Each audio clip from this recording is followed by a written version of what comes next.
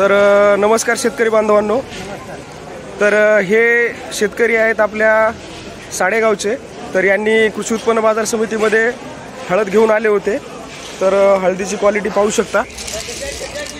15,705 रुपये या हळदीचं बीट झालेलं आहे। तर हे शेतकरी आहेत ते। तर तुमच्या मनासारखा भाव भेटला का हळदीला? तर किती एकर मधली हळद आहे? किती कट्टे झाले 2 एकर मध्ये? 150 कट्टा हळद झालेली आहे या शेतकऱ्याला 2 एकर मध्ये। तर ही हळद क्वालिटी आहे बघा। हळदीची गुणवत्ता अशा प्रकारची आहे। कृषी उत्पन्न बाजार समिती वसमतचं जे मार्केट यार्ड आहे, या मार्केट यार्डमध्ये तुम्ही हळद टाकली तर तुम्हाला वजन काटे वगैरे सर्व जे होतात ते व्यवस्थित पद्धतीने वाटतात का? जे काही आडत व्यापारी आहेत, खरीददार आहेत, यांचे संबंध कसे आहेत तुमच्याशी वगैरे? चांगले संबंध।